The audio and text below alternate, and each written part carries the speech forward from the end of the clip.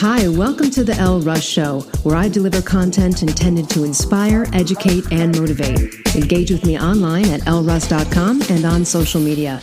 Enjoy the show. Today, my guest is Stewart Dixon. He's the author of Spirituality for Badasses: How to Find Inner Peace and Happiness Without Losing Your Cool. And what he does in this book is shows you the gritty, no-holds-bar ropes of what it takes to become a spiritual badass. Attention, awareness, mindfulness, recognizing the limited ego mind, and meeting deep-seated fears, along with knowing your most intimate inner self. Go to spiritualityforbadasses.com to learn more. Enjoy the show. Hey, Jay, welcome to the show. Hey, Elle, thank you very much for having me. It's awesome to be here. So let's talk about your journey a little bit. You know, spirituality for badasses. Were you always spiritual? What happened? What led you into this arena? Depression. I was depressed. Yeah, right to the jugular. Right. Let's get right into it. I was a mess. Yeah. I was just miserable. I get asked that question quite often from interviewers and from friends. Or just passerbys. And I always like to be very blunt about it because it's very disarming to in our day and age to just someone just say, yeah, depression. I was depressed, because a lot of people hide that, right? Yeah. And or ashamed of it, unfortunately, that they feel bad. And they feel that there's something wrong with them. They feel damaged. So I was depressed, and I felt those things as well. I felt in the beginning disgust, shame, and I was depressed about being depressed. That's a really good one. But what happened? I was very fortunate. I was just lucky enough, I suppose, to early on with the depression to view it more as an invitation as opposed to a fundamental, there's something wrong with me type of flaw. And when I say invitation, what I mean is, oh, I see, there is this greater thing going on, and evolution is sort of pushing me to expand outside of my box. And so therefore I was able to see the depression as not something that was some horrible affliction, but actually I had just enough. Had just enough of this ability to see it as something that could be positive if I listen to it deeply and I follow it and I heed its advice. And so that's what I did. Was that I got involved in spirituality, sort of kicking and screaming, which wasn't really my cup of tea. But then once I got a year or so into it, I saw that there was value in it. There was something good to be had there. And then lo and behold, fast forward a decade, the depression goes away and I'm healed.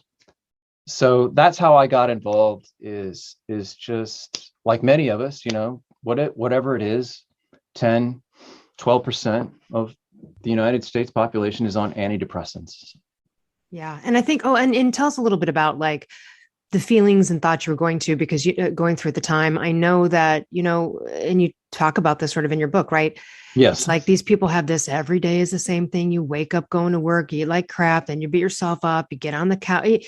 It does. I was there so many years ago. I totally understand. And you feel like, what is this all about? I'm like a fucking gerbil, just all day, every day, doing the same thing. Nothing changes.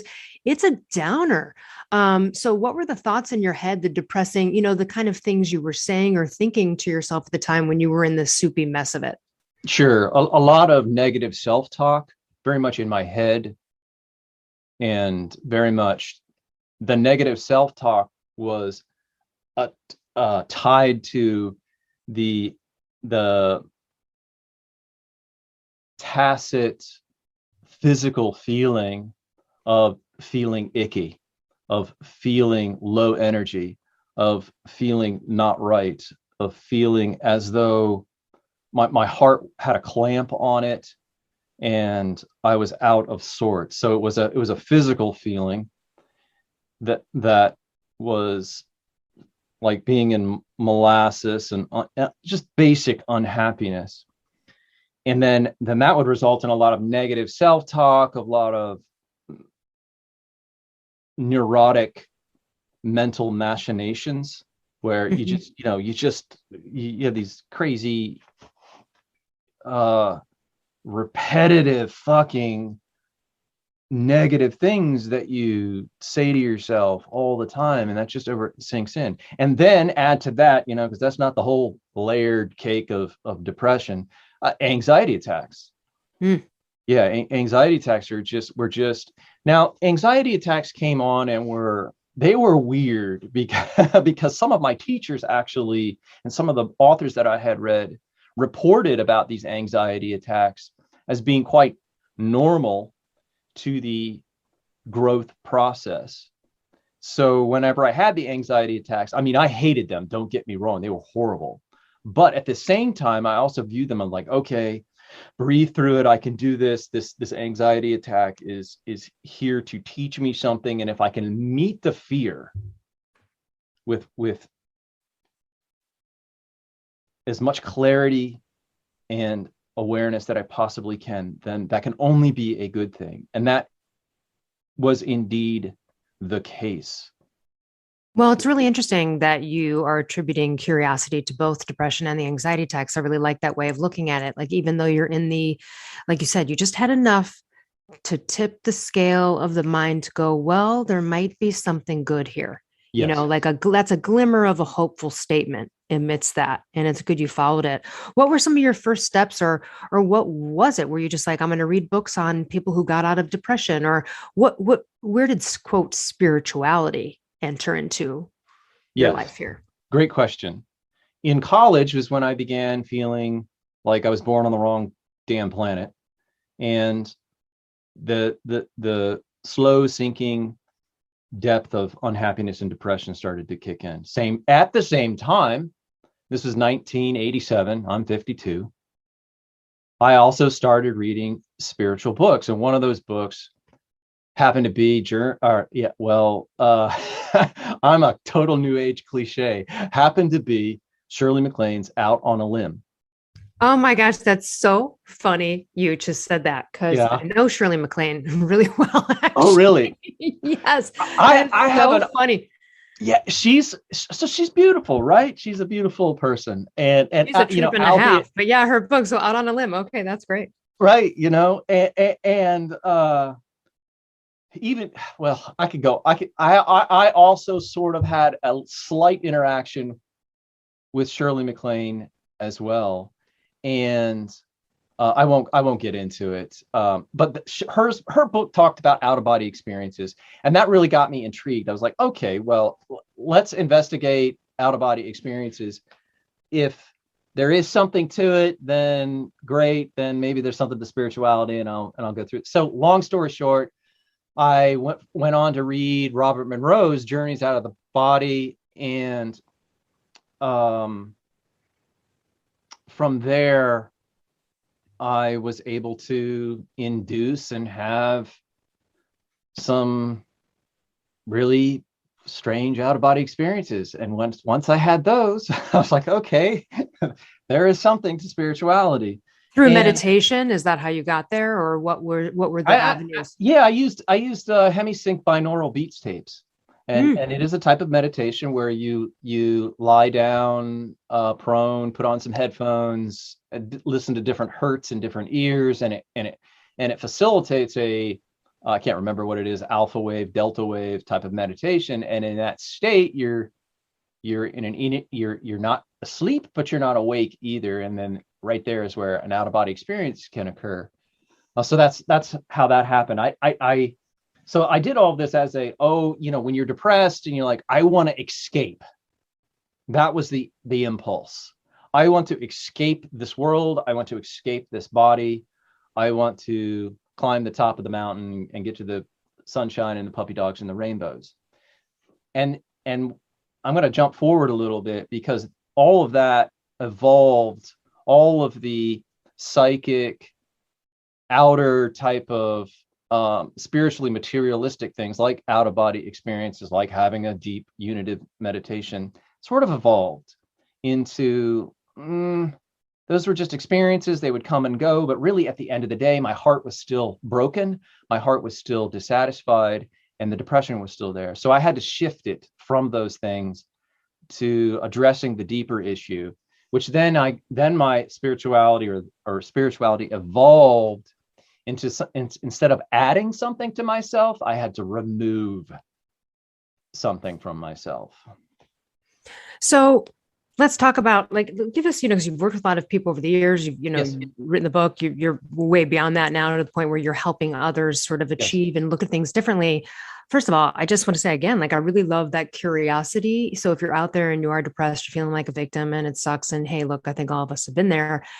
I love that. Start to be curious a little bit. Hey, maybe this is good. Maybe there's something within this, whether it's this panic attack or whether it's this, this depression I'm feeling.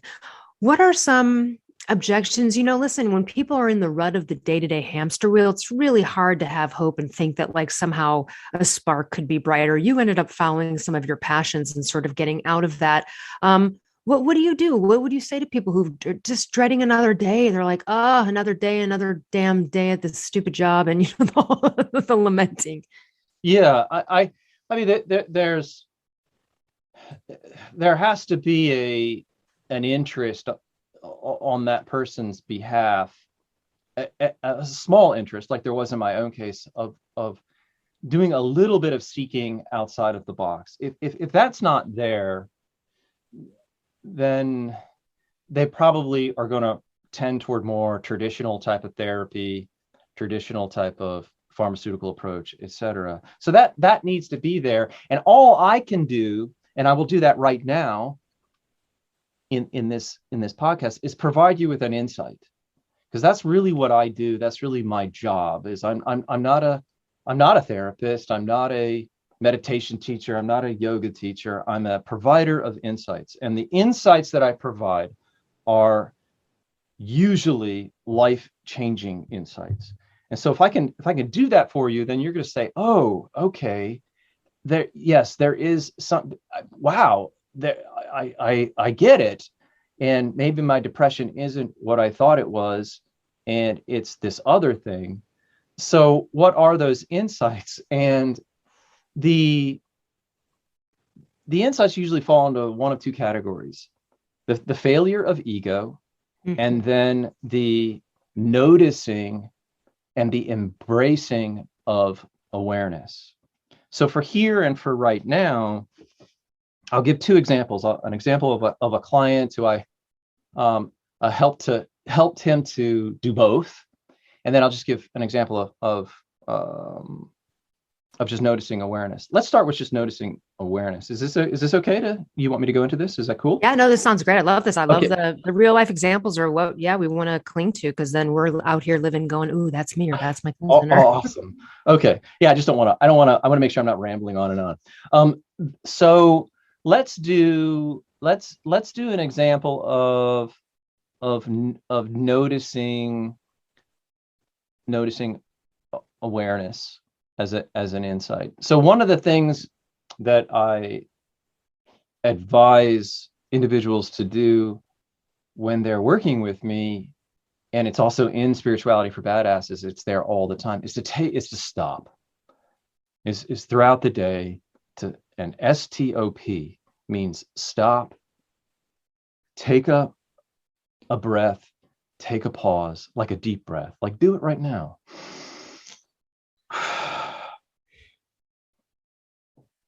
And then you observe your body, you observe the environment, you observe your thoughts, you observe your emotions, and then you proceed. So stopping. So what this does is, instead of going through the day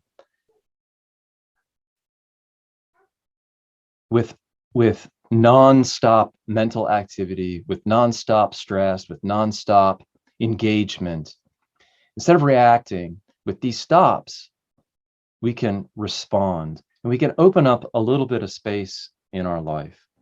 And what this does, if you keep repeating this, you slowly become more aware that there's this part of you that's actually always okay. that if you take that minute to stop, you'll see that despite the anger with your boss, despite the constant mental ruminations in your head about how awful things are and how miserable you feel, you take a breath and you notice that there's a place in you, there's a space in you that's actually okay. And once you've done this a bunch of times, it becomes your island that you can go to when you're having those stressful moments, when you're having those engagements that are not so great.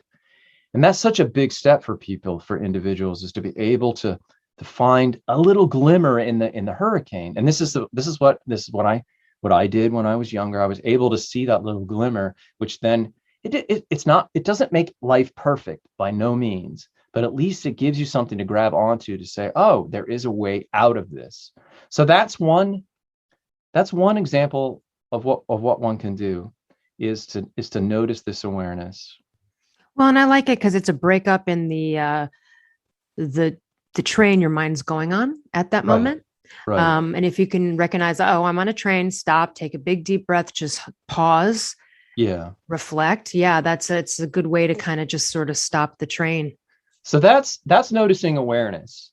And I'm just another part of the group of insights that I offer is noticing the failure of ego and then embracing it and accepting it. And so I'll share an example of an individual that I worked with years ago, that is a man from United Kingdom, that was on a phone call, and he was caught in a mindset that everything was going to go wrong for him. He had experienced car accidents, he'd broken a foot, and he had a lot of tragedy in his life, and he just felt like he was broken, that he just couldn't, that he couldn't get out of it. And so he had led a life of seeking spiritual enlightenment and spiritual insights, and kind of trying to fix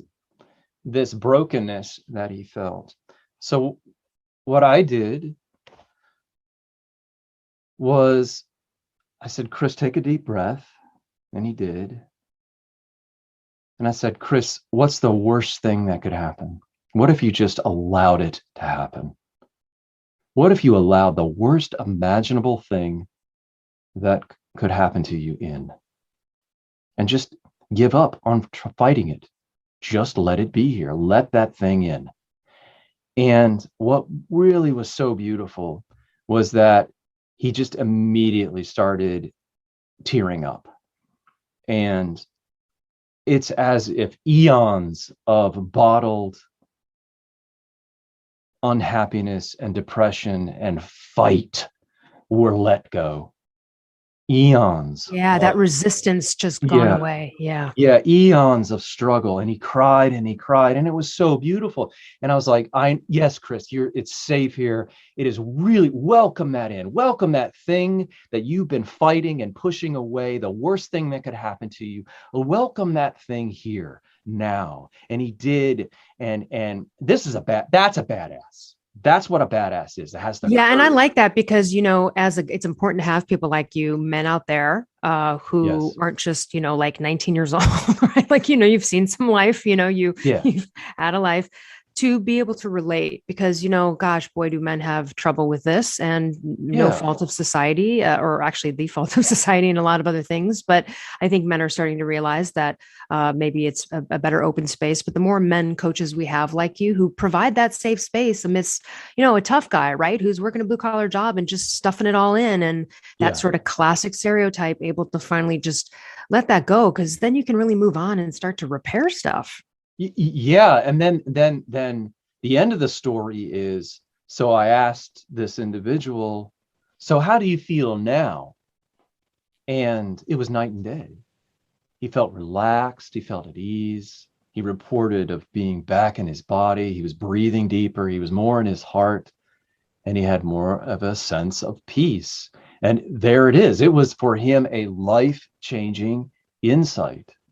A life-changing insight to stop fighting the boogeyman, invite the boogeyman in, and then lo and behold, what that creates is this beautiful sense of being aware and in the body. And that goes back to the first insights that I sound like James Redfield, the 11th or 12th insight. Yuck. But I mean, there's truth to it. I think that these are not flim flam things. These are real, genuinely deep, existential, motherfucking therapeutic insights. And this guy had one, and it was so beautiful. There were other people on the call, actually. And when you share that with other people, guess what? Everybody else gets pulled into that beautiful vortex and feels it and grows and changes with it as well. So what's one of the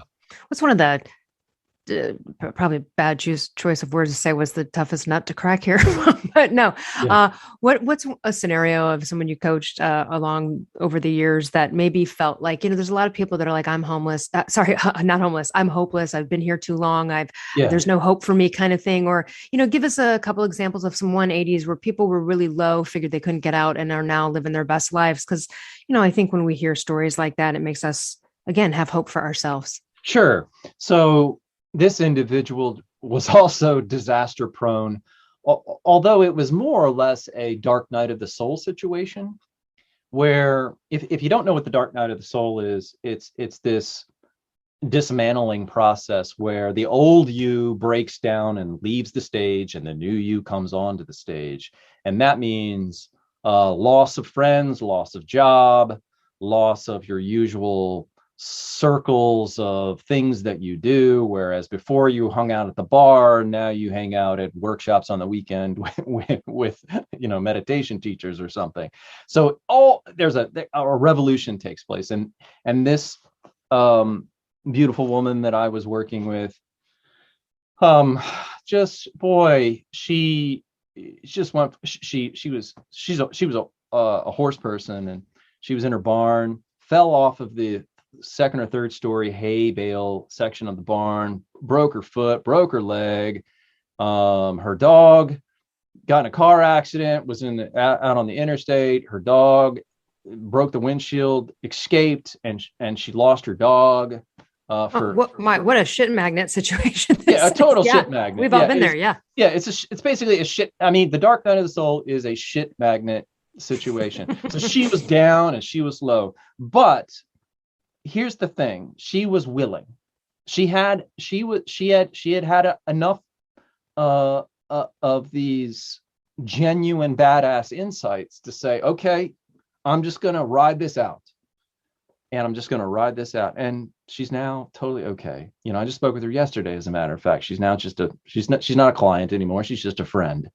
And like all of us, when you arrive to the light at the end of the tunnel and you start living your life there, it doesn't make things perfect.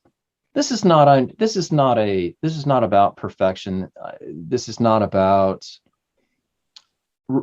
getting rid of all of the problems in your life. That ain't gonna happen. That is not gonna happen. But there's a way that you can perceive and work with the ongoing challenges of life where you aren't depressed about it. You're no longer angry about it. You no longer have anxiety attacks about this and that and the other thing, where you take it with stride, where you have some resiliency, where you have some compassion. And it just, it makes life a whole hell of a lot better, as opposed to being reactive and in a box about it. And that's where she is right now. We talk and we laugh, and she's just filled with a lot more joy, a lot more possibility, and a lot more being comfortable here in this life and in her own skin. And she was not that way before. So there's a great example of what someone who was down and out. I love that. You found your purpose, right, through this in a lot of ways. Lucky you. Yeah, really. But there's a lot of people with dead ambition and drive, right? And especially if you are, middle age, you've been working the same job for 20 years, you've got your pension, you've got your thing, but you hate the thing. You don't really, you're like, I don't have time to like go pursue a hobby now. I'm too old. Like these thoughts come, these limiting beliefs sort of show up. Um, but what do you say if people, young or older, have some dead ambition or drive or don't really know what their purpose is, but like kind of want to find it? They feel like there's got to be more than just me punching in and punching out every day. What kind of advice or insights can you offer those people? I'll defer, or whatever you say, to Eckhart Tolle in his book, A New Earth. And essentially, our purpose, our overarching purpose as human beings, is to find out who we are. And that's the main crux of spirituality for badasses. Know thyself. Know thyself. If you pull back far enough, that's what it's all about. And that's our purpose. And I followed that.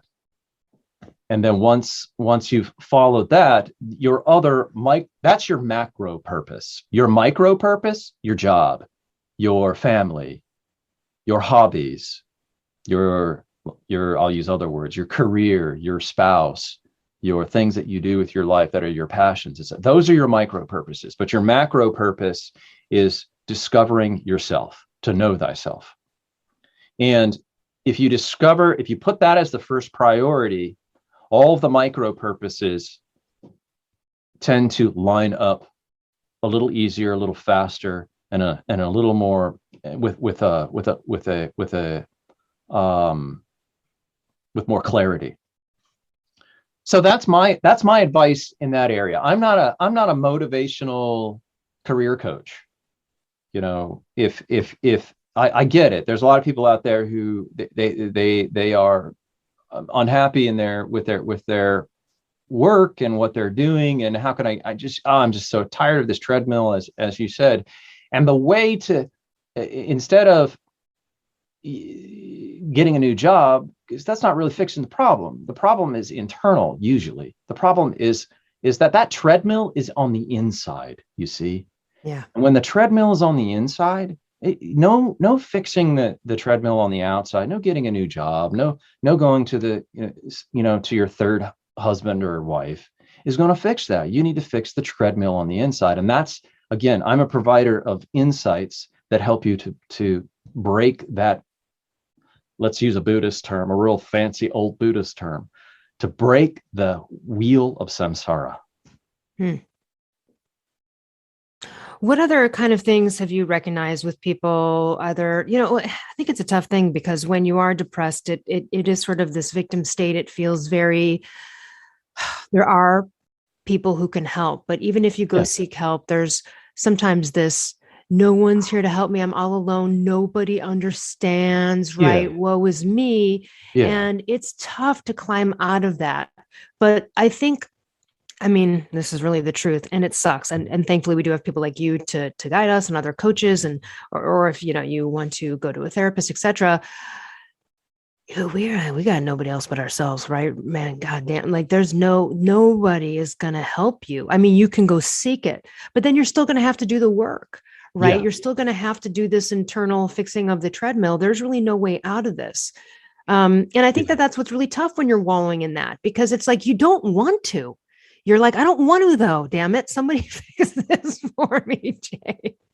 Yeah. And all that we can do, Elle, is say to those people who are currently listening to this podcast, because we're not going to reach those. Here's a fact. You're not going to reach those who aren't wanting to be reached.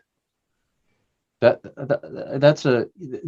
people need to be reached by social workers, by their family, by their friends, by their doctors. You and we're a couple steps beyond that, where we're teaching in a broader way, where we're casting out nets that are for individuals who are doing at least a little bit of alternative seeking. Yeah. And so to them, here we are, we're having this great, beautiful conversation about what are some of the things that one can do to rise above the limitations that you're feeling. What do you have to say about, look, you're very, anyone listening can be like, oh, this guy's really easygoing. You Yeah. sound very confident in yourself, as if like you would have no shame about asking for something and you wouldn't Yeah. care if you got rejected or not, kind of thing. So Yeah. this is, an issue, obviously, that's like the topic of my second book on confidence, self-esteem, that type of thing. So many people are so afraid and locked in shyness or caring so much about what the world thinks of them that they're almost too afraid to step forward and either, whether it's speaking up to declare a boundary in what they want or don't want with friendships, relationships, whatever, or even Yeah. speaking up to get the raise at work. So what kind of insights can you offer for people that might be lacking in self-esteem and confidence in terms of, being able to like put themselves out there or go speak up for what they want? It's a good question. Confidence is what you're talking about. Really this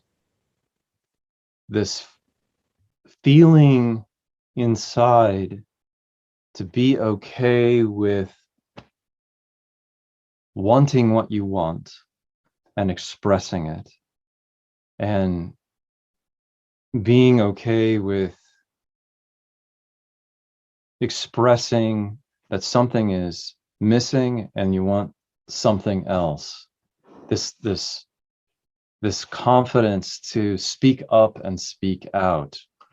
And I think that that's a slow process. Confidence does not come, it is not, there's no quick fix Right. for confidence. I think that confidence comes with small victories. Mm-hmm. Confidence comes with sticking your head out of the shell a little bit at a time and a little bit at a time. So I think that's one part of it.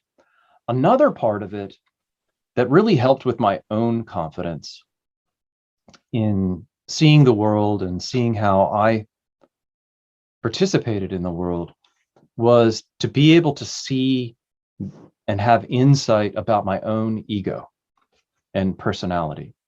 So once you begin to see that, as I said earlier, that ego really is a project that 9 times out of 10 fails. So it fails to deliver, and it fails over and over and over again. And once you see that there's that's sort of a mechanic of your brain and your mind, that's this old evolutionary thing that's just kind of doesn't go anywhere. It breaks your heart because you thought, oh, I am Jeff, or I am Sally, and I am doing this and this and that and the other thing. And then once you see that project is sort of fundamentally broken, and you discover something else behind it, you start to have a compassion for the rest of the world and the rest of the individuals, and you see that they're also in that same place. They're all just doing the best that they can given the tools and the resources that you have that they have. And then an odd thing happens, and here's to answer your question. You begin to gain a confidence in yourself because now you've understood yourself to such a deep degree that you can now understand others. And you are no longer afraid of others because you see how their minds operate, because you've seen it in the deepest sense in yourself. And you say, and you have develop this compassion for others. And then that, oddly enough, that's compassion for others and understanding others gives you the confidence then to speak up, to hold up your hand and to say, hey, I want this, or I need this, or I'm okay with this, or I'm not okay with this. There's a boundary for you. I'm not okay with that. So seeing, again, it goes back to this, to knowing yourself.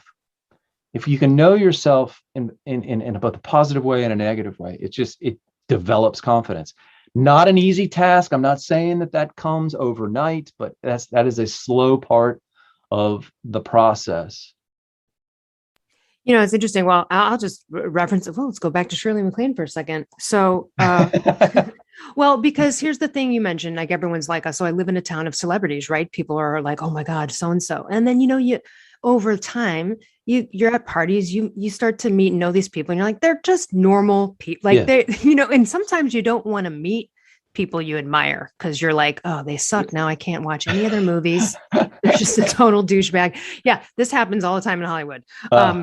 But actually, the example of Shirley MacLaine is really interesting because someone gave her my name. I used to house sit all the time, and for people because I worked from home, and lots of people have mansions in Malibu and whatnot. And so I literally Cool. get a call one day, and she's like, "Is this Elle?" And I just was like, "Yeah, who's this?" She's like, "This is Shirley MacLaine." And I'm like, "Oh my God, I can't believe I'm getting a Yeah, call." this is Shirley MacLaine. God damn it. Pretty much that's her Yeah, personality is, yeah, it that she's just is. like, "Yeah, this is Shirley." She goes, "Hey, I hear you just really brushed, like, "Hey, are you dog sitting house? Is that true?" I said, "Yes, it is." She goes, "Hey, why don't you hey, you want to come down here and have a drink with me and talk about it?" Because she lives about, just down the mountain from me. And I thought, oh my God, but I was like, well, I can't, I'm just got to take this opportunity. And it was like a 2-mile drive or something. And so I went to go meet her. And the thing is that I think my experience over time with Eagle, like I wasn't nervous. I was like, she's just a normal human being. She's like Yeah. everyone else.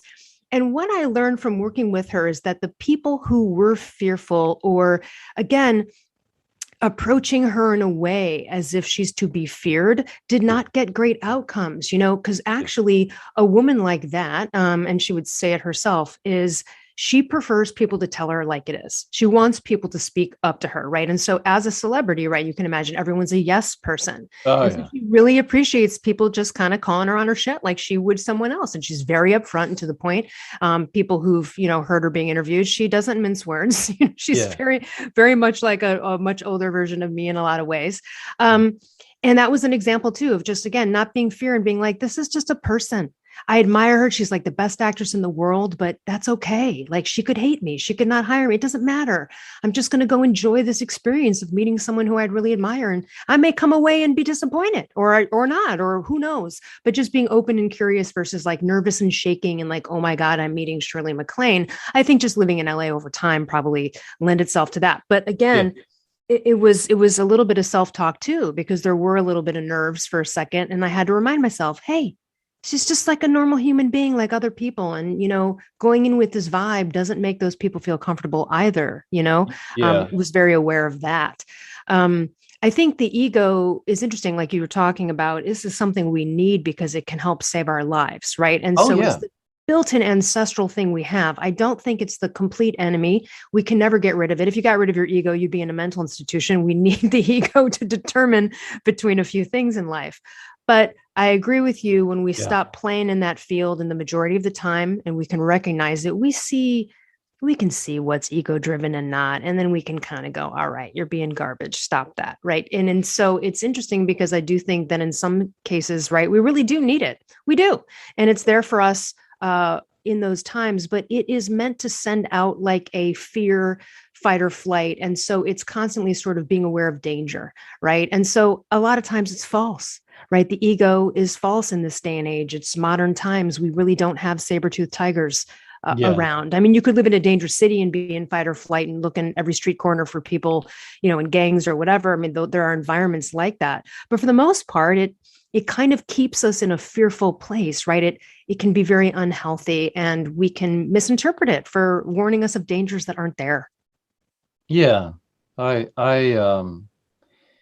well, if we're going to get into ego, Mm-hmm. that's a mountain. Yeah. It's a dismantling process, and Yeah. Good way to put it. my definition of ego is it's more of an activity than it is it's you really can't, there's no thing, it's a thing that we're always doing all of the time, and ego is distracting ourselves from this hole in our hearts, really, ultimately distracting, covering up, avoiding, running from, Great way to put it. creating, and so this hole in our hearts is as we began our conversation, my hole in my heart showed up as depression, and this hole in our hearts is an invitation, really. And if we can see beyond ego, and we can notice what it's up to all the time, then the real question is, who or what is noticing ego? And that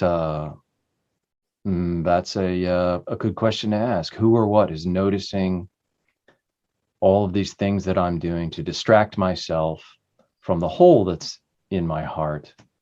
And so that particular one is the answer. Yeah, it's like the ego's kind of cold, and we're talking about warming it up. It Yeah. the colder blanket. We need to instill some warmth in there. Tell Yeah. us But about. it doesn't go away. I No. don't want to paint that picture. You're correct about that. You alluded to that earlier, and it's absolutely true. It goes from being the pilot to the co-pilot. That's all. Yeah. Tell us the ways, well, first of all, Spirituality for Badasses, we can get on Amazon or also go to your website, and we'll put all of the links to connect with you in show notes. But tell us how we can work with you. Do you do group coaching? Do you do one-on-one? Tell us how we can benefit and reach out if we feel like we need you to help us through this. Sure. If you want some really quick insights, I can usually get those to an individual in one phone call. And what you do with it after that phone call is up to you. Whether you want to nurture it or follow through with it. You can visit spiritualityforbadasses.com and schedule a phone call, or start with the book. Spirituality for Badasses is on Amazon. Just type that into Amazon and it'll pop right up. I do offer, should you want to nurture any of the things that you learn about yourself in the book or in an hour phone call, I have video courses, I have coaching programs, et cetera, that go a little deeper and a little further. And last but not least, if none of that, if you don't have the ability to do any of that, you can just walk down to Shirley MacLaine's house. She probably has a dozen or so copies of my book, because I know she's a fan. She's got to be, so just go there, knock on her door. Hey, Shirley, could I have a few of your Spirituality for Badasses? Do that. I love it. Well, thank you so much for writing the book and also for sharing your insights. And again, we need more guys out there, for the dudes who need some help. Not that you don't work with women. It's always nice to have a guy in this field who's thank you, helping out the people that have a tougher shell to crack there. So thank you so much. And any lasting words or thoughts you'd like to leave with our audience? I'm asked that question often, and my response to that is quick and simple. Everything's going to be okay. Yeah. Everything's going to be okay. That's great. Well, thank you so much for joining us, and for everyone else, we'll see you next time. Thanks, Elle. Bye. Hey listeners, over the years, a ton of companies have approached me to collaborate, but I will only promote companies whose products I believe in and that I actually use and consume on a regular basis. So let me tell you about some of my favorite companies that I can offer you discounts for. Rep Provisions, an amazing company doing incredible things for our planet, topsoil, and animals with regenerative agriculture, and it's my #1 source for quality pasture-raised meat and chicken. Visit repprovisions.com and use code L15 for 15% off. I'm also obsessed with a company called Carnivore Crisps. They make a lean, all-natural, and delicious alternative to conventional snacking, made with just real meat and real salt. Totally addictive, and my favorite ones are the beef brisket and the ribeye. Visit carnivorecrisps.com and use code PALEO10 for 10% off. I also love and regularly use Paleo Valley products. They make amazing supplements and delicious paleo products. I use the superfood greens powder, grass-fed beef sticks, the organ complex, and their bone broth bars. I love the lemon and apple. I also use their essential C complex and more. Visit paleovalley.com/promos/Elle Russ for 15% off. I also love Primal Kitchen. They make delicious paleo-approved, gluten-free, grain-free, soy-free, and no refined sugar products, and I use them daily, from their collagen powders and sauces and marinades to their avocado and olive oil. So good, so healthy. Visit primalkitchen.com and use code L10 for 10% off. I also love paleo powder and use it almost on everything I cook. They make incredible seasoning blends, and they also have these incredible grain-free coatings that feel just like crispy breadings that you would have had prior to knowing that there's another way. So visit paleopowder.com and use code L15 for 15% off.